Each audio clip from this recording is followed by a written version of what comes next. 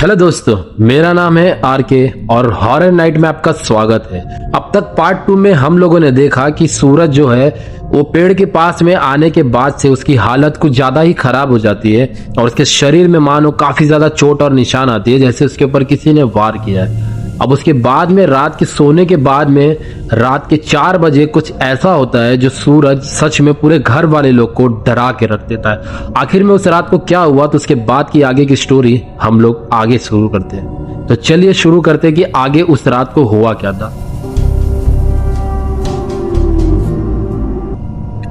अब होता क्या है कि रात के 4 बज रहे होते हैं और अचानक से सूरज की आंख खुलती है और वो सीधे चले जाता है बाथरूम के अंदर।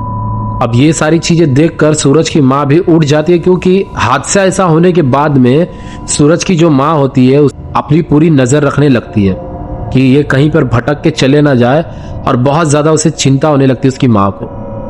आखिर में यह हादसा जो हुआ था वो सच में काफी ज्यादा डरावना था। अब होता क्या है, सूरज उठ के बाथरूम में जाता है। अब उसके पीछे पीछे उसकी माँ जाती है और देखती है कि सूरज जो है वो अपने हाथों को काट रहा है और पूरा खून पूरा बहने लगा है। अब ये सारी चीजें देखकर उसकी माँ काफी ज्यादा डर जाती है। काटने तक तो ठीक ही लग रहा था, बट उसकी माँ जब और थोड़ी देर वेट करके देखती है तो वो अपने ही हाथों को काट कर खा रहा होता है। और ये सारी चीजें देखकर उसकी माँ काफी ज्यादा डर जाती है। अब वो जोर जोर से चिल्लाने लगती है मदद के लिए, तो सारे घर वाले उठ जाते हैं और ये आवाज सुनकर अक्षय भी दौड़ा चला आता है। अब अक्षय देखता है कि उसकी माँ दरवाजे पे खड़ी है बाथरूम के, और जो सूरज है उसका हुलिया देखकर अक्षय भी काफी ज्यादा डर जाता है। अब अक्षय समझ जाता है कि अब ये मामला नॉर्मल नहीं रहा।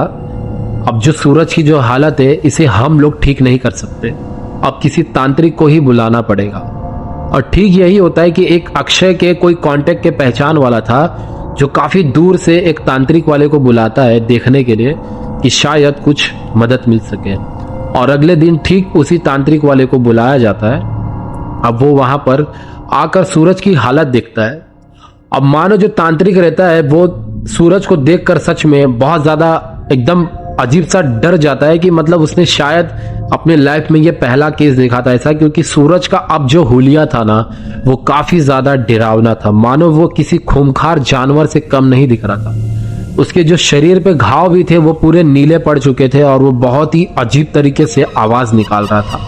अब तांत्रिक चेक करने लगता है, देखने लगता है उसके ऊपर, तो जो उसके ऊपर जो शरीर पे जो आत्मा होती है वो और कोई नहीं होती है, उस पेड़ पे जो लड़की की आत्मा भटक रही होती है वही सूरज के ऊपर हावी हो जाती है। अब वो तांत्रिक पूछने लगता है कि उस आत्मा को कि आखिर वो ऐसा क्यों कर रही है। तो बाद में जब वो तांत्रिक जो चीज बात बताता है, सुनता है सारी चीजों को कि आखिर में मुद्दा क्या है, तो सच में अक्षय की पूरी रूह कांप जाती है।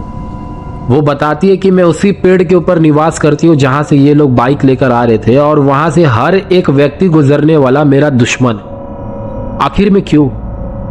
वो बताती है कि आज से 15 साल पहले इसी सूरज के पापा ने वहां से आ रहे थे और मैं वहीं पेड़ के पास खड़ी थी, क्योंकि मैं बहुत दूर से आई थी, मैं रास्ता भटक चुकी थी और भटकते भटकते मैं इस पेड़ के पास पहुंच गई थी और मैं सब लोगों से मदद की गुहार लगा रही थी, बट किसी ने मेरी बात को सुनी नहीं। और ठीक ऐसा ही सूरज के पापा भी वहां से बाइक लेकर आ रहे थे, तब मैंने उन्हें भी मदद के लिए पुकारा, बट उन्होंने पता नहीं मेरे साथ ऐसा क्यों किया।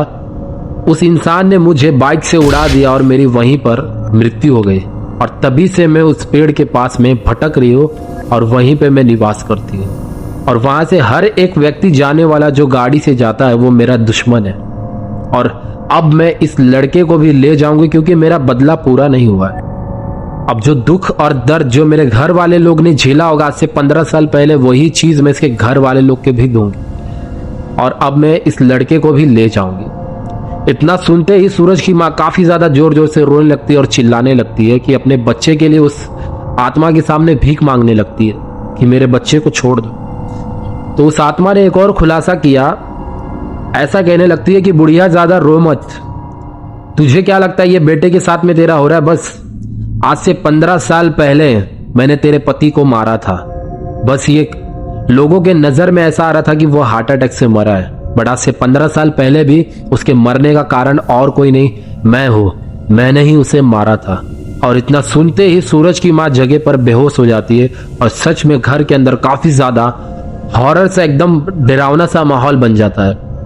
अब जो तांत्रिक आया रहता है वो बहुत कोशिश करता है कि उस आत्मा से बात करके उसे मुक्ति दिला दे। कहने भी लगता है कि मैं आपको मुक्ति दिला देता, आपको बदले में क्या चाहिए वो मुझे बता दो, बस इस बच्चे को छोड़ दो। तो वो आत्मा भी कहने लगती है कि मुक्ति तो मुझे मिलने से ना रही, वो मुझे मिलेगी ना मिलेगी वो पता नहीं मुझे, बट इस लड़के को मैं अपने साथ ले जाऊंगी और वही दर्द वो पीड़ा मैं इसके घर वाले लोग को भी देना चाहती हूँ।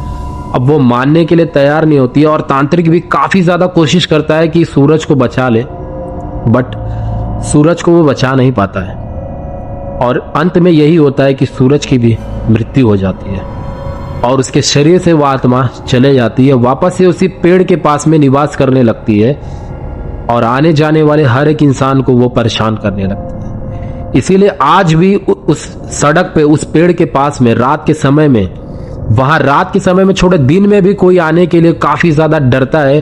वो सोचने लगता है कि शायद इस रास्ते पे जाने की वजह से मेरे दिन की आज आखिरी दिन हो।